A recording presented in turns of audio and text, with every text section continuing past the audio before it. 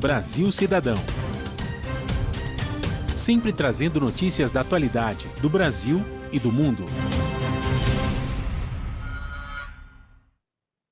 Olá, bom dia. Eu sou Joel Scali e começa agora o Brasil Cidadão, um programa do Observatório do Terceiro Setor. No programa de hoje, nós vamos conversar sobre economia circular e sua importância para uma sociedade sustentável. Reduzir, reutilizar e reciclar são os 3 R's que movem a economia circular, conceito que vem ganhando popularidade na sociedade como uma saída para os problemas ambientais causados pela extração de recursos naturais e pelo descarte contínuo de resíduos sólidos de forma inadequada.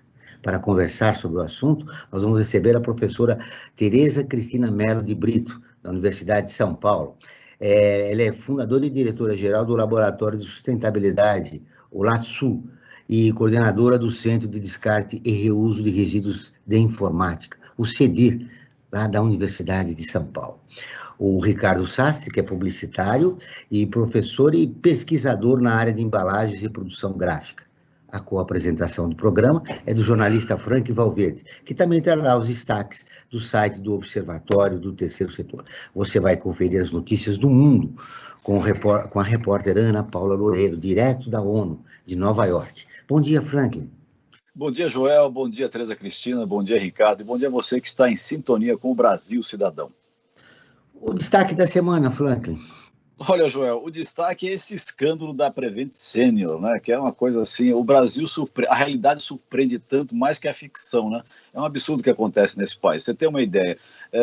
Fizeram um acordo do governo federal junto com a Prevent Senior, né, esse plano de saúde, para estudos, né, com a hidroxicloroquina, né, aplicar a hidroxicloroquina nos pacientes que estavam com Covid. Eles não sabiam que estavam recebendo esse medicamento, que já foi comprovado por A mais B, né, e de A até Z, que é ineficiente para a Covid, e eles viraram cobaias, né?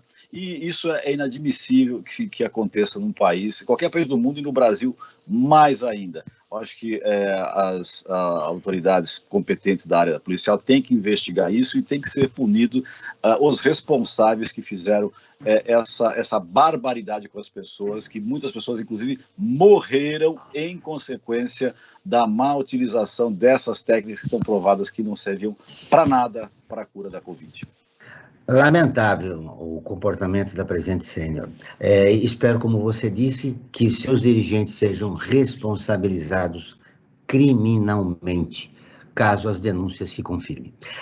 Ao contrário da economia linear, que se baseia em retirar da natureza o máximo possível, produzir e jogar fora, a economia circular tem o objetivo de fazer com que tudo retorne à cadeia de produção.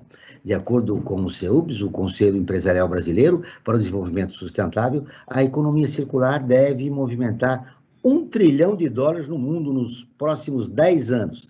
Já em um relatório da Organização Internacional do Trabalho, estima-se que a indústria de reuso tem potencial de gerar 6 milhões de empregos até 2030. Uma ótima notícia. Bom dia, professora Tereza, seja muito bem-vinda ao nosso programa. Bom dia, tudo bem com vocês? Um prazer estar aqui com vocês e com o público. Ricardo, seja muito bem-vindo ao Brasil Cidadão. Bom dia, muito obrigado pelo convite. É sempre um prazer falar sobre sustentabilidade. Professora Tereza, nós estamos na década final para alcançar os 17 ODS da Agenda 2030. É importante, nesse momento, repensar os modelos de consumo e produção no Brasil. Sim. Nós, lá na USP, nós temos trabalhado com isso desde 2009, né, por conta do CEDIR. A ideia, inicialmente, era pegar equipamentos que a gente recebia usados e mandar para reciclagem, até que começou a chegar computadores novos. Existe uma história, que eu não sei se já te contei, de uma pessoa que chegou com um computador lá novinho, embalado, e o que tinha acontecido? Ele tinha entrado um vírus no computador, ele comprou outro e foi doar aquele computador. E aí era só questão de reformatar o computador, e daí nós criamos essa possibilidade de empréstimo de computador para pessoas, para instituições ONGs ou instituições de baixa renda, né? E a ideia, então, hoje nós temos o computador de segunda mão, né, que é uma das premissas da economia circular. E esse computador tem sido utilizado por diversas ONGs, por escolas públicas, pela própria USP, e nós temos um programa de informática para jovens de baixa renda, que chama Programa Paideia. E o CEDIR foi que viabilizou o Paideia Digital, porque na época do Covid não tinha como as crianças aprenderem as aulas, terem aula com um celular. Primeira semana do Covid, a gente tentou dar aula com celular, mas aprender programação fica inviável. E foram os computadores do CEDIR que viabilizaram nós termos esse programa remotamente. Ou seja, o CEDIR deu o pontapé inicial, mas nós temos um desafio muito grande no país para implantar esse novo modelo de consumo e produção. O Ricardo, seja muito bem-vindo ao programa, eu já cumprimentei você, e eu queria saber como sensibilizar, de um lado, os empresários e, do outro lado, a população a respeito da importância da economia circular. Bom, nós aqui em Porto Alegre, né, na Universidade Federal, a gente tenta aproximar o mercado com a área acadêmica, né? Nós temos eu tenho uma startup chamada Mudra Design, que trabalha exclusivamente com embalagem. E nós temos um grupo dentro da Universidade Federal que se chama Hélice, que trabalha desenvolvendo projetos para empresas, né? E com o sentido de promover a economia circular, né? Então, a gente tem algumas empresas que nós atuamos hoje e está dando um resultado muito interessante. Então, por exemplo, o uso de coletores em pontos de venda, o redesign de embalagens, todo o mapeamento da cadeia de suprimentos, né? A aplicação de análise de ciclo de vida, né? Todas essas ferramentas que nós utilizamos na engenharia de produção hoje aqui na Universidade Federal, elas acabam sendo utilizadas para o mercado. E isso inclui também a sensibilização do consumidor em si, né? Mas realmente é um desafio porque em alguns níveis de classes, né, é muito mais difícil promover a sustentabilidade. Professora Tereza, qual é a principal dificuldade para apresentar para a população brasileira esse novo modelo de produção e consumo? Acho, do ponto de vista dos empresários que eu vejo, eles não acreditam muito nessa fórmula mágica, mas na prática a economia circular traz grande economia para os empresários, né? Nós temos aqui no Rio Grande do Sul mesmo um exemplo do calçados Bibi, porque eles tinham os calçados e sempre sobra rebarbas, né? De solado, do cabedel, e eles criaram um sapato infantil somente feito das rebarbas e foi um sucesso. Então, imagina, aquele resíduo que sobrava ia para o lixo, ou seja, ele ganha dinheiro, economiza, né? Acho que os empresários precisam começar a dar abertura para ver que se ganha dinheiro com a economia circular. Em relação à população, eu acho que falta a conscientização, né? Por exemplo, ainda tem gente que joga resíduo eletrônico junto com comida, junto com lixo doméstico. Isso inviabiliza qualquer aproveitamento. Ricardo, aí no Rio Grande do Sul as dificuldades são muito grandes para vocês que trabalham e estimulam a economia circular a desenvolver projetos para sensibilizar a população? Eu destaco dois exemplos, né? Por exemplo, a cadeia de reciclagem do vidro é muito complicada aqui no Rio Grande do Sul, porque não tem um beneficiamento aqui, tem que levar para São Paulo. Então, isso inviabiliza a reciclagem do vidro, né? Então, algumas coisas a gente continua ilhados aqui no Brasil, né? Porque a questão logística ela está influenciando, principalmente pelo preço da gasolina atualmente, né? E eu enxergo isso como um dificultador. E uma segunda questão, pegando o gancho da professora sobre a área calçadista, a gente desenvolveu um projeto que nós fizemos embalagens a partir do resíduo, muito semelhante ao que a Bibi fez, e nós oferecemos um trabalho, uma consultoria de eliminar a caixa de sapato da área calçadista, porque ela é uma caixa que ela tem uma função básica de proteção, contenção e transporte. ela não tem uma função direta de comunicação. Muitas vezes ela fica no ponto de venda e é descartado pelo próprio fabricante.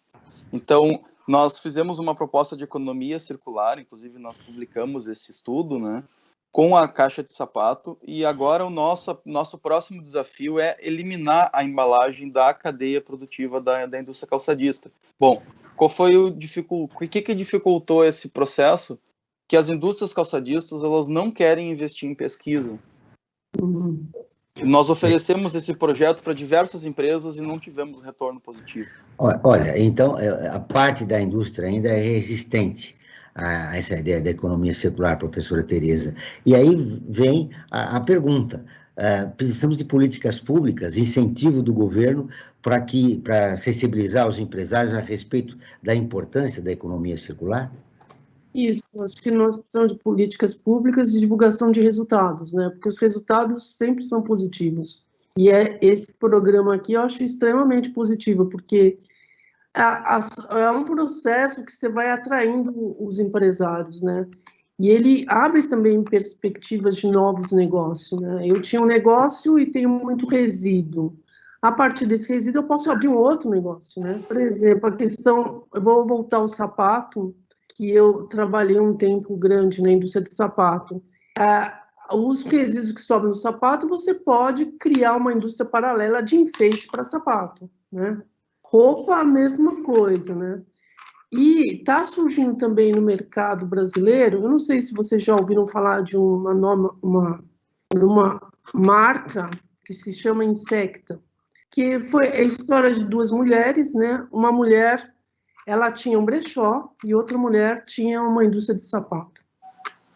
E elas, conversando, resolveram fazer o sapato usando os tecidos do vestido do brechó e o sapato. Então, ela criava peças únicas. E ganharam muito dinheiro, João. E ganharam prêmios e o sapato por volta de 300, 400 reais. Só para te contar que a gente pode ganhar muito dinheiro com a economia circular. Olha só, e parte dos empresários desconhece e até são resistentes, né, para implantar a economia circular. Mas eu queria voltar aos resíduos eletrônicos, né? Durante a pandemia, alunos da escola pública aqui de São Paulo e de todo o país ficaram fora, não acompanharam as aulas por não estarem conectados à internet. Nós temos um grande problema ainda, parte da população brasileira não está conectada à internet, né? Como vencer esse desafio, professora? Tem esses projetos, né, de inclusão sociodigital, agora a REURB está fazendo isso, junto com o Observatório, mas esse desafio pode ser vencido como também? O que é necessário sensibilizar a população a respeito da importância, já que nós estamos numa era digital, né? Então, aqui eu acho que tem muitas pessoas que deixam o computador velhinho lá na gaveta de casa. E isso é um Ou joga no lixo, né? Ou joga no lixo. Então, primeiro, existe hoje vários pontos de coleta de resíduo eletrônico. As pessoas se importarem, porque isso vai ajudar alguém. Ou vai ajudar porque você vai remanufaturar o computador, ou isso vai ser reciclado e o dinheiro pode subvencionar projetos sociais. Nós estamos começando um trabalho também para ver se outras universidades no Brasil começam a fazer essa coleta do resíduo eletroeletrônico e criam projetos de inclusão digital, né? O CEDIR, de fato, nos salvou, vamos dizer, desculpa a palavra, a pele, no caso do programa Paideia, porque as crianças não tinham como ter aula de programação usando celular. E isso dificultou, né? Já que nós tivemos a pandemia, com o isolamento social, elas não poderiam acompanhar. Se elas tivessem o computador, elas conseguiriam acompanhar, pelo menos a maioria. Aí no Sul tem esse problema também, Ricardo? Essa parte de eletrônicos eu não tenho muito conhecimento. A gente trabalha muito com empresas que fazem a logística reversa de uma maneira geral, né? E eu vejo sim que é um problema, mas eu não tenho uma profundidade assim para comentar sobre isso, né? O que envolve a economia circular é uma mudança cultural. Esse processo, como está aí no Rio Grande do Sul? Olha, eu vejo alguns avanços significativos, né? Eu vejo muitas startups sendo criadas para atuar nessa área. Eu vejo muitas iniciativas, principalmente das universidades. Vejo que existe um movimento, sim. Ele poderia estar mais acelerado, sim, mas eu acredito que estejamos no caminho, né? Esse caminho já está um pouco trilhado aqui em São Paulo, né? No CEDIR, né, professora? Lá na USP.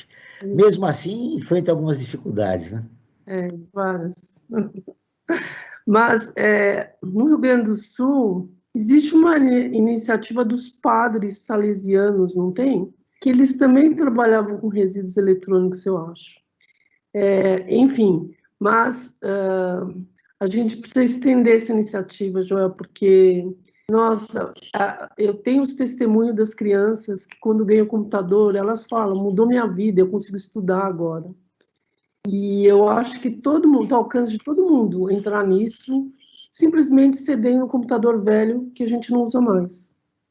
Não, isso é importante até para a inclusão sociodigital dessas crianças, né? Porque senão isso não acontecer, esse projeto não for para frente, nós teremos uma geração perdida, né? Em termos de escola. Isso. Eu não sei se meu dado está certo, mas eu acredito que 2 milhões de crianças ficaram sem ir para a escola durante a pandemia. E o que a gente está vendo hoje, que essas crianças não querem mais voltar para a escola, né? Eu tenho conversado com algumas pessoas que falam que agora está difícil o retorno delas para a escola, porque houve essa desconexão, né? De 2 anos. 2 anos é muito tempo. Aí no Sul também teve esse grande problema, né? Durante a pandemia, com o isolamento social, Ah, Ricardo. sim, sim, sim. Ainda tem algumas escolas fechadas, outras estão atuando com um número reduzido de alunos, né? A própria universidade ainda não está ativa, né, presencialmente. Vai ser uma retomada dolorosa, assim, para a educação, né? Falando da retomada que o Ricardo acaba de citar, professora Tereza, como a senhora vê a pós-pandemia, o Brasil na pós-pandemia em termos de resíduos eletrônicos em geral, né? Nós poderemos dar uma resposta? Eu citei aqui os 17 ODS da Agenda 2030. Que movimentos nós podemos fazer para sensibilizar mais a população brasileira? Eu vejo que a gente começou a gerar muito mais resíduos, especialmente com os iFoods da vida, alimentação, especialmente embalagens de isopor, que não é fácil de reciclar, ou seja, que é um problema para a natureza, ou embalagens que vêm de plástico, né? Então, eu acho que esse pós-pandemia criou um hábito ruim para a sociedade, que é pedir alimentação em casa, no sentido que gera muito lixo. Mas mesmo nos hospitais, vocês imaginam a quantidade de resíduos por causa das máscaras, por causa dos jalecos, né? Então, eu acho que isso é hoje um problema, os resíduos. Nós precisamos tratar de uma maneira científica mesmo, como o Ricardo trouxe. A gente precisa pesquisa, porque todo resíduo tem uma solução técnica. A questão toda é a viabilidade econômica de fazer reciclagem de todos os materiais. O Ricardo, aí no Sul existem estímulos em termos de políticas no Estado, políticas públicas para estimular a reciclagem. Olha, é uma dificuldade que a gente enfrenta também, né? Nós temos um outro grupo de logística reversa, que a gente discute muito essas questões, principalmente tributárias, né? Porque hoje existe uma tributação em cima do resíduo e isso tem que mudar, né? Mas, pegando um pouco o gancho da professora com relação às embalagens de deliveries, né? Questão da retomada. Esse segundo semestre, a gente já está enfrentando um problema muito sério de fornecimento de matérias-primas básicas, como papel, plástico, metal, né? Nunca um automóvel valorizou, um automóvel usado hoje, ele tem uma valorização maior do que o preço pago há um ano atrás, né? Em virtude do custo do metal. a matéria-prima para a confecção de embalagens hoje ela está muito cara. E isso está gerando uma inflação, né? E essa questão do descarte, a dificuldade de descartar, né, que no Brasil envolve uma questão social, né? Que esse é um dos grandes desafios, porque imaginem que é concebida uma cooperativa de catadores, de triagem. Aí o catador ambulante ele passa de madrugada, ele recolhe as latinhas, recolhe o lixo que tem maior valor, e depois passa a coleta seletiva e recolhe o resto. O que chega na cooperativa são resíduos que já foram triados anteriormente, porque esse catador ambulante ele precisa desse resíduo para poder sobreviver, né? Mas isso é uma questão social, isso não é uma questão ecológica, né, no caso, não é uma questão de sustentabilidade. Então as cooperativas elas sofrem muito para se manterem, né, em virtude desse problema social que nós temos, né? Então isso também poderia ser uma outra iniciativa pública em relação a isso. Mais políticas públicas, né, para estimular a atividade desenvolvida pelas cooperativas. Exato. Queria falar, professora Tereza? É que o catador ambulante em São Paulo, no meu bairro, ele aumentou 10 vezes, porque as pessoas perdem emprego e vão arranjar esse meio de sobrevivência. Às vezes eu saio de casa 5h30 da manhã e esses senhores já estão, ou senhoras, tem mulheres e homens, já estão na rua catando papelão ou outros recicláveis. É uma coisa impressionante. A atividade dos catadores de papel evidencia um grande problema no Brasil, o aumento da desigualdade, o aumento do desemprego e que levou pessoas a essa atividade. Agora nós vamos ouvir a Rádio ONU, parceira de conteúdo do Observatório do Terceiro Setor, com a matéria. Jovem venezuelana que vive em Minas Gerais é uma das vencedoras do concurso global do Acnur. A Ana Paula Loureiro, de Nova York, tem as informações. A Agência da ONU para Refugiados, o Acnur, premiou jovens no concurso de arte da juventude com refugiados, que celebra o poder do esporte para unir as pessoas. Entre os 5 designs escolhidos para estampar bolas de futebol pelo concurso Bola dos Sonhos está a venezuelana Scarly de Jesus. Mais de 1.600 jovens artistas de 100 países enviaram desenhos e artes para serem estampadas em bolas de futebol, relacionados ao tema Juntos pelo Esporte. 1/3 dos participantes foi composto por pessoas refugiadas, solicitantes da condição de refugiado ou pessoas deslocadas internamente. Atualmente, a jovem venezuelana tem 12 anos, mora em Juiz de Fora, no estado de Minas Gerais, com sua mãe, avó e irmão mais novo. A família chegou ao Brasil em setembro de 2020 em busca de proteção internacional devido ao agravamento da crise política, econômica e social na Venezuela. Scarly ficou sabendo da existência do projeto na Aldeias Infantis SOS Brasil, de Juiz de Fora, uma ONG parceira do Acnur que trabalha na acolhida e integração de famílias venezuelanas. Da ONU News em Nova York, Ana Paula Loureiro. Continuamos com o Brasil Cidadão, programa do Observatório do Terceiro Setor. Nós estamos falando sobre economia circular e sua importância para uma sociedade sustentável, com a professora Tereza Cristina Mello de Brito Carvalho e o publicitário e professor também, Ricardo Sastre. Agora, vamos para o Momento ODS com o Frank Valverde. Sim, Joel, vamos lá para o nosso Momento ODS da agenda, que trata da Agenda 2030 da ONU, essa agenda tão importante que mobiliza o mundo inteiro para que se cumpra esses objetivos do desenvolvimento sustentável. E hoje nós vamos destacar o ODS 9, que trata da indústria, inovação e infraestrutura. Para o caso do Brasil, espera-se que até 2030 mobilizemos a infraestrutura e reabilitar as atividades econômicas para torná-las sustentáveis, com o foco no uso de recursos renováveis e maior adoção de tecnologias e processos industriais limpos e ambientalmente adequados. Essa é a meta 9, voltada para o Brasil, da Agenda 2030 da ONU. E, Joel, nós, a cada programa que nós realizamos aqui na Rádio Brasil Atual, nós realizamos uma enquete, uma forma de ter um termômetro, né, de como que a sociedade, como as pessoas que nos acompanham nas redes sociais têm percebido o tema que nós vamos debater no programa. E nós fizemos a questão para o programa de hoje, né, é a seguinte: você sabe o que é economia circular? E olha só o resultado da nossa enquete. 42% disseram que sim, contra 58% que não sabe o que é economia circular. Então, Joel, eu gostaria, né, até desse momento que nós estamos do programa, de retomar um pouco e até que a professora Tereza Cristina, assim como o Ricardo, retomasse e sinteticamente dissesse, né, o que vem a ser essa economia circular. É sempre bom retomar, porque são temas novos que estão no dia a dia das pessoas, né? E é importante que isso retorne para que as pessoas comecem a se conscientizar da necessidade, da importância e das vantagens que essa economia circular traz para toda a sociedade. Professora Tereza Cristina, podemos começar com a senhora. Eu vou dar um exemplo bastante interessante que aconteceu nas Olimpíadas de Tóquio.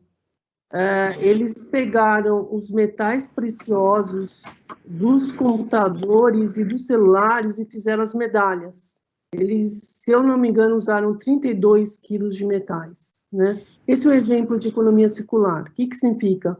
Ao invés de eu pegar o computador pós-consumo, que não tem mais utilização, e descartar, eu vou lá, retiro os metais preciosos e incluo numa outra cadeia, que é na cadeia das medalhas.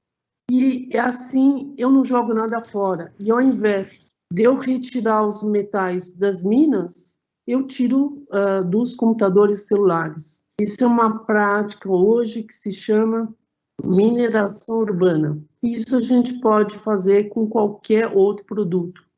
Nas Olimpíadas de Tóquio também eles fizeram camisetas a partir de garrafas PET. Então, a Olimpíada de Tóquio quis trazer um exemplo para o mundo de uso de economia circular para incentivar essa prática. Então, o exemplo, a professora Tereza começou com um exemplo, Ricardo. O que é economia circular? Vamos lá, então. Bom, fazendo um paralelo entre o modelo tradicional linear, que é extrai, produz e descarta, a economia circular ela ela tem que ter um ciclo fechado. Ela vem de um observatório da natureza, né?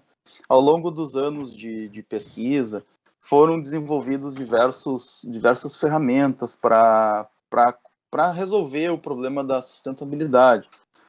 Do berço ao berço, a engenharia ecológica, logística reversa, enfim. A economia circular, ela faz um apanhado de tudo isso, né? Baseado nesses modelos que foram sendo concebidos para tentar resolver de uma maneira mais efetiva e definitiva a maneira com que nós tratamos o nosso descarte, né?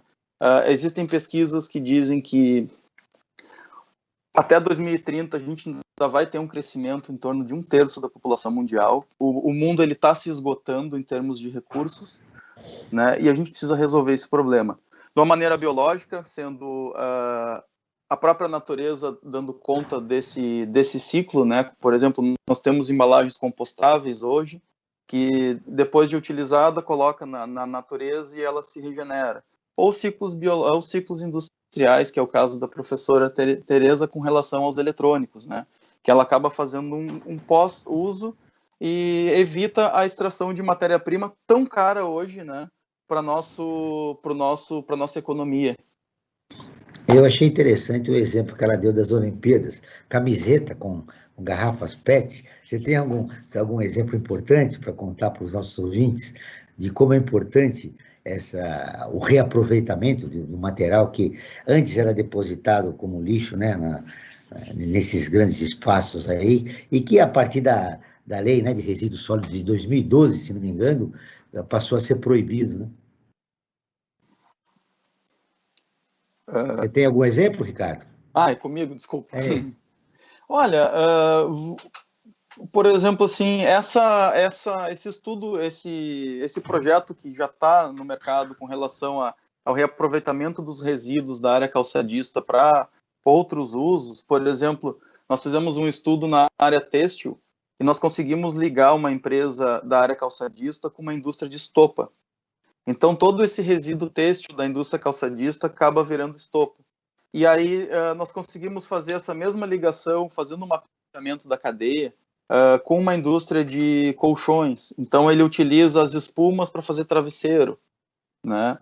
Então, é interessante fazer esse mapeamento da cadeia primeiro, montar um mapa de fluxo de valor e descobrir quem são as empresas que podem contribuir e fazer essa distribuição de uma maneira circular, né? Então, esse é um exemplo da área calçadista muito bom. Interessante, né? Professor Tereza, em abril de 2021, a cidade de São Paulo se tornou a primeira cidade do mundo a ser aceita pela Rede Mundial de Economia Circular, que já reúne empresas globais e organizações filantrópicas. A proposta é que a capital paulista promova a formulação de projetos e políticas públicas de economia circular, podendo gerar desenvolvimento econômico e mais oportunidades de trabalho e renda na cidade. Professora, qual é a importância de se ter uma cidade construindo políticas públicas pensando na economia circular? Acho que a primeira coisa é a redução da geração de resíduos, né? Hoje eu fiz um trabalho em relação aos aterros de São Paulo, os aterros estão todos cheios. Então, ao invés de mandar as coisas para um aterro, eu vou reintroduzir esse produto numa cadeia. Também acho, Joel, muito importante que a economia circular pode gerar dinheiro, pode gerar trabalho. Então, eu vou trazer o exemplo de um menino que trabalhou conosco nesse programa do Jovem de Baixa Renda, que depois do curso ele resolveu criar uma empresa de economia circular, que na prática ele pega resíduos que as pessoas dão, resíduos da casa dele, e faz produtos que são únicos. Por exemplo, outro dia ele fez um abajur usando uma roda de bicicleta, né? E fica umas coisas mais lindas que as outras.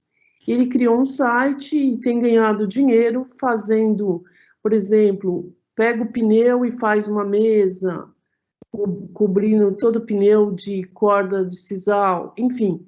Ele é extremamente criativo e tem se dado, o programa também ajudou ele aprendeu a criar um site. Então, eu vejo que a economia circular abre para todos a possibilidade de criar um negócio. Outro negócio que eu conheci dentro do site de Moda Limpa são moças que estão criando moda a partir de roupas que elas compram no brechó. Então, eu acho que o brasileiro é criativo, certo? Muito criativo. Então, nós podemos usar essa criatividade do Brasil, os conceitos de economia circular, para abrir e criar novos negócios. Esses novos negócios e mais renda e desenvolver o empreendedorismo, né, nas pessoas que perderam o emprego durante a pandemia. Nós temos mais de 15 milhões de pessoas desempregadas. Era uma forma, a economia circular pode entrar também, né, Ricardo, nesse caminho de proporcionar uma renda para essas pessoas que já perderam o emprego, e essa vaga que foi perdida, né, não volta mais, né? E aí? E a economia circular pode ser uma alternativa. Exato. Uma das questões que nós atribuímos muito assim, na questão da economia circular é pensar no projeto, né? Essa questão de reuso de novos, fazer reuso dos artefatos que já foram descartados, é pensar em projeto. Não necessariamente de uma maneira formal. Eu sou formado em design, engenharia, publicidade, desenvolvimento para desenvolver projeto. Não é nesse sentido. Todos nós podemos desenvolver projetos, né? Claro que com o método a gente acaba sendo um pouco mais assertivo, mas empiricamente esses projetos eles podem ser concebidos sim, né? Mas o grande desafio é a questão da escala. Como gerar escala, né? Porque enquanto a gente está no nível artesanato, a gente está resolvendo uma parte importante do problema, mas é muito pouco em relação ao problema mundial, né? E a escala, nós atribuímos muito a questão da indústria mesmo, né? E a indústria, ela está, de alguma maneira, ela está se conscientizando, seja até por uma questão de acordo setorial ou consciência, né? Eu quero fazer um convite a você que nos acompanha no nosso programa de hoje. para você seguir o Observatório do Terceiro Setor nas redes sociais e acompanhar informações do Brasil e do mundo sobre direitos humanos, causas e projetos sociais. No Instagram é @Observatório Terceiro Setor, no Facebook é facebook.com/Observatório Terceiro Setor.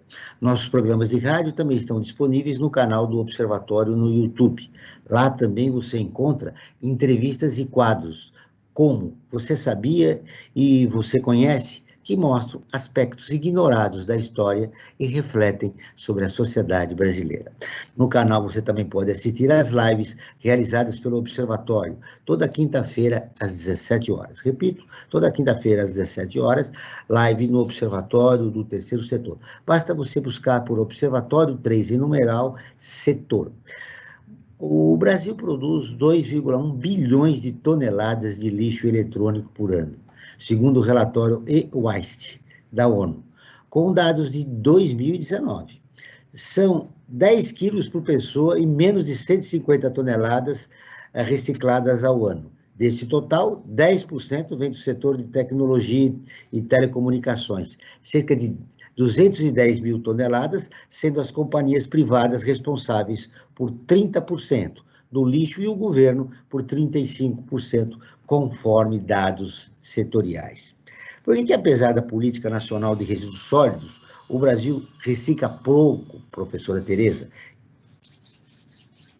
Um dos problemas que eu vejo é esse problema que o Ricardo trouxe sobre a questão da logística reversa, né? Então, por exemplo, a cidade de São Paulo está cercada de recicladoras e levar o resíduo até as recicladoras, seja porque o resíduo eletroeletrônico, ele tem diversos materiais. A gente está falando de plástico, a gente está falando de alumínio, está falando de ferro, e nós precisamos de indústrias especializadas em cada tipo de material. Quando a gente fala no Nordeste, acho que até pior do que na questão da região Sul, as recicladoras são distantes e o que tem que acontecer é o frete que vem lá do Nordeste ou do Norte, enfim.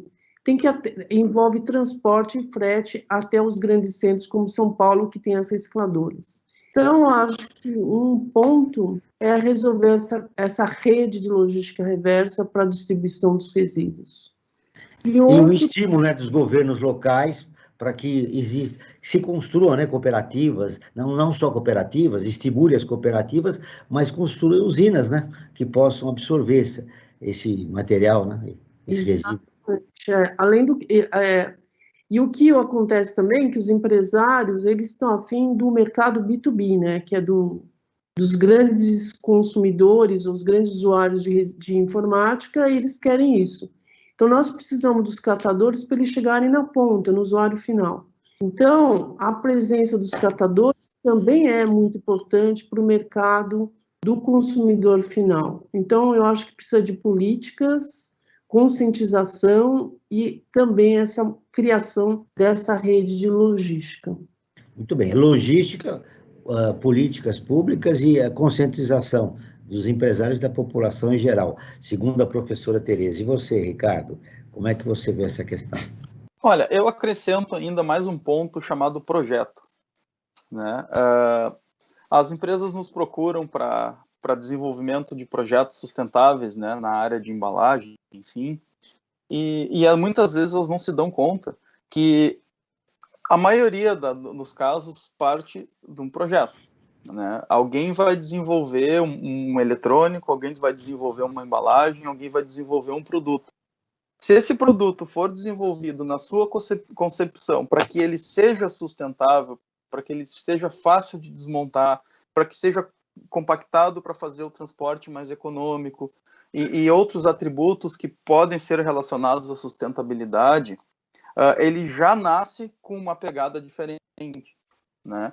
Então, a questão projetual, a visão do projetista, a visão da equipe de projeto como um todo, sendo uma visão multidisciplinar, né, é extremamente importante nesse processo. Um exemplo interessante aqui do Sul é uma cooperativa no interior do estado, que ela é exemplo no Brasil todo, porque ela faz uma gestão muito interessante. Eles têm a própria máquina de fazer a extrusão do plástico no local.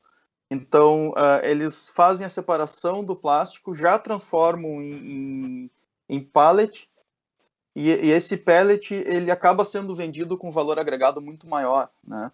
A gente está desenvolvendo um outro projeto que faz a mesma coisa com o papel. Ao invés da cooperativa entregar o papel para a indústria fazer o beneficiamento, ela pode entregar uma caixa de polpa moldada, por exemplo, e gerar um valor, agregar um valor muito maior para a cooperativa, ao ponto da cooperativa não depender mais de alguns parceiros para poder sobreviver. Porque hoje as cooperativas elas precisam de apoio financeiro. Ou seja, pela prefeitura recolhendo o lixo e entregando lá, seja pela iniciativa privada, como alguns casos que a gente já tem, até a união da Coca-Cola com a Pepsi, com a Ambev, né, para fazer a reciclagem das garrafas PET. São todas iniciativas muito importantes, mas a cooperativa por si só ela ainda não se sustenta, né? Uhum. Vamos agora com as notícias de destaque do site do Observatório do Terceiro Setor. Com você, Franklin. Vamos lá. Antes de falar especificamente dos destaques, eu queria convidar todos e todas para visitarem o nosso site, observatório3setor.org.br, o 3 em numeral. Lá você vai encontrar uma série de matérias, como, por exemplo, uma matéria que fala sobre a ditadura que torturou e colocou no manicômio um estudante que alfabetizava lavradores. Outra matéria que nós podemos destacar também no site do Observatório é que o número de pessoas no Brasil na miséria supera a população inteira do Canadá. Olha só como é que nós estamos, a situação que o Brasil se encontra com relação à miséria. E tem outra matéria também que fala sobre que quase 29 milhões de famílias no Brasil são chefiadas por mulheres, a importância da mulher na sociedade e na economia brasileira e a sustentação dessas famílias todas. E a matéria que eu quero dar um destaque especial, Joel, 8 municípios concentram 1/4 do PIB brasileiro, isso segundo o IPEA, né? O IPEA, com o Instituto de Pesquisa Econômica Aplicada, né, fez essa pesquisa e apontou 8 cidades que englobam, né, que dentro nas suas mãos, 1/4 do PIB brasileiro. Essa matéria foi escrita pela Mariana Lima, né, da nossa equipe de redação, e destaca as 8 cidades. Olha só, Joel, entre elas São Paulo, Rio de Janeiro, Brasília, Belo Horizonte, Curitiba, Manaus, Porto Alegre e Osasco. Osasco é a única que não é uma capital, que está entre essas 8 cidades que concentram o PIB. É uma disparidade muito grande dentro da economia brasileira, né? 8 cidades concentram 1/4 do PIB. Olha só o que precisa mudar a economia brasileira para ser um pouco mais equitativa, pelo menos, Joel.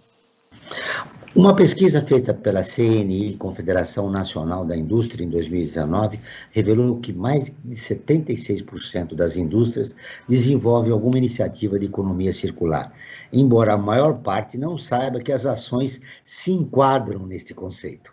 A pesquisa também mostra que 88% dos entrevistados avaliaram a economia circular como muito importante para a indústria brasileira. Professora Tereza, ainda há um desconhecimento das empresas e indústrias sobre o que é economia circular. Bom, nós temos a popularização de conceitos das empresas B e também do conceito do ESG. Isso pode mudar? Aliás, a gente podia começar perguntando isso, né? Além do desconhecimento dos empresários, esse conceito ESG veio para ficar, professora?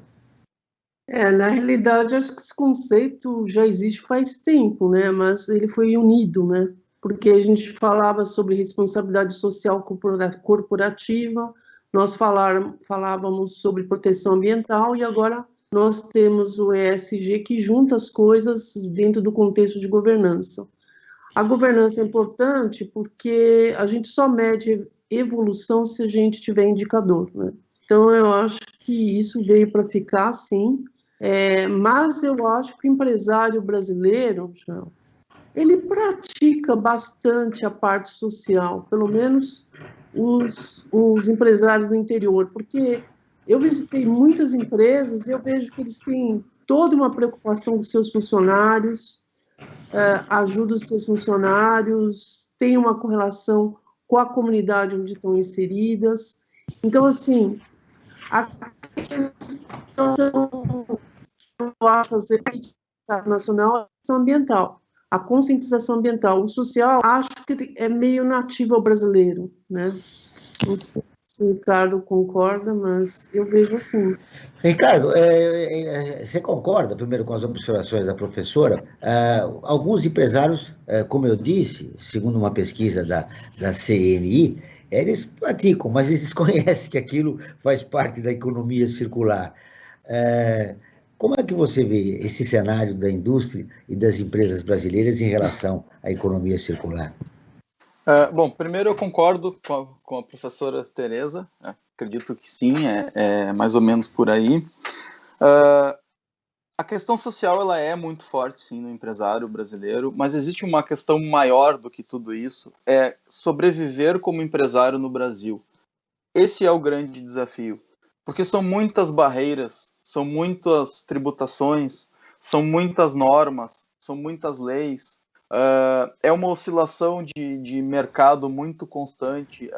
Nós temos uma influência muito grande ainda pelas moedas estrangeiras. Então, todo dia o empresário brasileiro ele inicia o seu trabalho tendo que enfrentar diversos desafios. E muitas vezes esses desafios eles são tão eles podem comprometer o bom funcionamento da empresa, a sobrevivência da empresa, que as questões sociais, em alguns casos, acabam se tornando um assunto secundário e não prioritário, né? O nosso Ministério Público local, ele atribui, ele sempre diz que o Ministério Público ele tem que agir de maneira educativa e não punitiva, né? No sentido de que vamos tentar entender essa cadeia toda, vamos tentar saber quem realmente são os responsáveis pelo seu resíduo e para depois, em conjunto, né, a iniciativa privada, as universidades, o governo, tentar achar uma solução viável para não matar o empresário em definitivo, né? Esse cenário que você e a professora Tereza estão falando, ele reflete um pouco a enquete que o Observatório realizou. 58% das pessoas não sabem o que é economia circular, né? E o próprio empresário está inserido na sociedade. A grande questão é como mudar esse cenário, como sensibilizar, sobretudo o empresário, e você destacou como algo importante, Ricardo, que é bom a gente continuar batendo nisso, ou seja, a função do Ministério Público para agregar valor ao desconhecimento. Se há desconhecimento, vamos fazer uma campanha e vamos tentar melhorar, né, o que está deixando de ser feito, e não olhar do aspecto de punição, né, porque aí se afasta mais o conceito de economia circular dos empresários. Seria isso que está falando? Exato, porque geralmente os órgãos fiscalizadores eles têm como princípio a punição e não a educação como um todo, né? Não estou generalizando e nem colocando isso como positivo, assim, mas é uma tendência, né? E é muito interessante o trabalho que o Ministério Público do Rio Grande do Sul faz, que é um trabalho educativo de fato, né? Porque eles buscam informações dentro das universidades, eles vão a campo nas cooperativas, nos aterros e outras ações bem interessantes aqui, que está gerando um resultado muito positivo. Mas eu diria que como uma questão de incentivo aos empresários, a economia circular ela tem que gerar receita, né? Ela tem que gerar um ganho, não necessariamente direto, mas um ganho indireto. A visibilidade da empresa, aumentar a visibilidade da empresa, ter um ganho financeiro de fato, conseguir um poder de barganha maior com as grandes indústrias de matéria-prima, porque uma parte hoje da minha produção ela é reciclada, então eu começo a comprar menos de multinacionais e começo a ter um poder de barganha um pouco maior, né? Então eu acho que nesse sentido de ganho é que vai ser a aceleração da implantação da economia circular nas empresas. Frank Valverde, você trouxe a enquete a respeito da economia circular e o desconhecimento de 58% da população, você falou das matérias mais lidas no observatório, agora você tem uma notícia da campanha né, que nós realizamos. Verdade, Joel. Nós realizamos duas campanhas muito importantes. A primeira delas é o Observatório em Movimento. O que vem a ser o Observatório em Movimento? Nós ouvimos uma série de especialistas, de técnicos, de várias áreas do conhecimento para saber como melhor você viver durante esta pandemia e como você vai viver depois da pandemia, que com certeza ela passará e o mundo será diferente. E tudo isso você encontra no Observatório em Movimento, que está lá no observatório3setor.org.br, o 3 em numeral. E a nossa outra campanha é sobre uma ferramenta que é Apoie o Terceiro Setor, uma plataforma online de financiamento coletivo para organizações da sociedade civil com projetos em diversas áreas. Saiba mais sobre essa ferramenta em apoie3setor.com.br. O 3 também em numeral. Joel. Professora Tereza, a parte do empresariado brasileiro tem uma certa resistência em relação à economia sustentável. Né? Onde vem a origem dessa resistência? É que eu vejo assim que eles enxergam economia sustentável como uma coisa que envolve ambiental e social. Eles não conseguem enxergar que tem ganho econômico. E daí, quando eles começam a praticar coisas simples, como o reuso de alguma matéria-prima, eles começam a ver que economia circular traz ganho econômico. Vou dar um exemplo muito simples. Vamos supor que você está fazendo um solado de sapato e a espessura tinha que ser 10 milímetros. Eu estou dando um exemplo, ou 1 centímetro, sei lá. E, na realidade, não saiu com 1 centímetro, saiu com meio centímetro. Você vai jogar fora isso? Não. Você vai criar um novo produto que não é mais de 1 centímetro e é de meio centímetro. Isso é uma prática de economia circular. Você reusa, cria um novo produto no seu portfólio. Então, eu vejo que a primeira coisa que os empresários precisam se abrir é para o ganho econômico que a economia circular traz. Tanto pelo uso de resíduo, uso de coisas, e como o Ricardo levantou, é importante conceber o produto já com essa visão de economia circular. Porque, por exemplo, você vai fazer uma embalagem, se essa embalagem for biodegradável, é interessante, depois, no final, você não precisa se preocupar com o descarte incorreto dessa embalagem, ou seja, com o descarte com a coleta dessa embalagem de volta, porque ela é biodegradável. Muito bem, nós estamos quase no encerramento do programa.